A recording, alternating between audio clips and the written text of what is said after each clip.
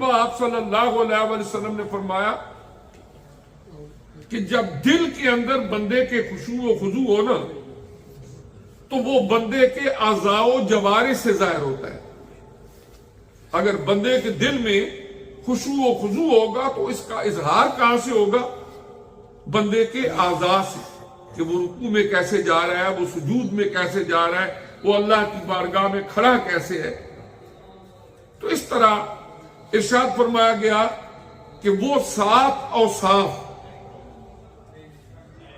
جو اہل ایمان میں پائے جائیں، اور آقا علیہ السلام نے خوشخبری سنائی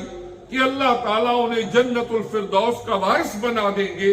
ان میں سے پہلا وصف یہ بیان کیا گیا کہ نماز کو خشوع و خضوع کے ساتھ ادا کرو. عام زندگی کے اندر اگر ہم کسی بڑے آدمی کے پاس کسی کام کے لیے جائیں تو وہاں پر کوشش ہوتی ہے کہ بہت اچھے طریقے سے اور اس آفس کے یا اس دربار کے آداب کو ملوز خاطر رکھیں. تو یہ تو وہ بارگاہ ہے کہ جو احکم الحاکمین اور رب العالمین کی بارگاہ ہے، جہاں پر بھی ان آداب کو، ان ایٹیکیٹس کو آدمی اختیار کرے جو اللہ تعالیٰ کی بارگاہ کے لائق ہیں. اور ان میں سب سے بڑا یہ ہے کہ انتہائی ادب و احترام کے تقاضے کے ساتھ جو ہے وہ نماز کی ادائیگی کرے. اسی لیے قرآن پاک میں ارشاد فرمایا گیا کہ ان الصلاۃ تنہی عن الفحشاء والمنکر، نماز بے حیائیوں سے اور برے کاموں سے روکنے والی ہے. لیکن بسا اوقات بے احتیاطیاں نماز کی وہ روح نکال لیتی ہیں جس کی وجہ سے نماز پڑھنے کے باوجود، ادا کرنے کے باوجود بھی بے حیائیوں سے اور بے حیائیوں سے نہیں رکتے. لیکن جب نماز کو ظاہری طور پر بھی پاکیزگی ہو، اللہ کی بارگاہ کے اندر حاضر ہونا ہو، نماز پڑھنے کا طریقہ ہو پراپرلی، جس طرح آقا علیہ السلام نے فرمایا صلو کما رأیتمونی اصلی، نماز ایسے ادا کیا کرو جیسے تم مجھے دیکھتے ہو میں نماز ادا کرتا ہوں. اس مسنون طریقے کے مطابق ادا کرے اور باطنی طور پر بھی اللہ تعالیٰ کی ذات کی طرف متوجہ ہو. تو یہ وہ نماز ہے جو اصل مقصود ہے. ایک طرف یہ اللہ تبارک و تعالیٰ کے حکم کی تعمیل ہے اور دوسری طرف معاشرتی اور سماجی اصلاح کی بھی ضامن ہے. اس لیے کہ جب بندہ بے حیائیوں سے اور برے کاموں سے بچے گا، اس کا کیا مطلب ہے کہ اس کے ہاتھ، اس کے پاؤں، اس کا وجود معاشرے میں رہنے والے دوسرے انسانوں کے لیے اذیت کا باعث نہیں بنے گا. تو جب بے حیائیاں یا برے کام کرے گا تو دوسرے لوگوں کے لیے بھی یہ خطرے کا باعث ہوگا، دوسرے لوگوں کے لیے بھی اذیت اور تکلیف کا باعث ہوگا.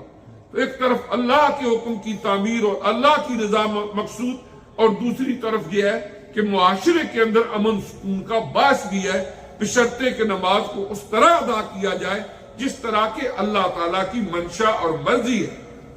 اس کے بعد فرمایا دوسری چیز 7 اوصاف ہیں جو اس سورہ مبارکہ میں بیان کیے گئے 10 آیات میں، اور 11ویں آیات میں خوشخبری سنائی گئی کہ جو ان اوصاف کو اپنے اندر اپنا لے اللہ تعالیٰ اس کو جنت الفردوس کا وارث بنا دے گا. دوسرا وصف کیا بیان کیا گیا؟ والذین هم عن اللغو معرضون، وہ جو لغو اور بے مقصد چیزوں سے اپنے آپ کو بچانے والے. ایک حدیث مبارکہ ہے، آقا علیہ السلام نے فرمایا من حسن اسلام المرء ترکہ ما لا یعنی، کہ ایک مومن بندے کا بہترین اسلام یہ ہے کہ ہر اس کام کو ترک کر دے، ہر اس کام سے کنارہ کشی اختیار کر لے جو لا یعنی اور بے مقصد، جس کا کوئی مقصد نہیں، لا یعنی کام ہے، اس سے اپنے آپ کو بچا لے. جب حضرت سیدنا فاروق اعظم رضی اللہ تعالیٰ عنہ کا دور خلافت تھا، اس موقع پر انہوں نے ایک بات ارشاد فرمائی اور قرآن پاک کی سورہ مبارکہ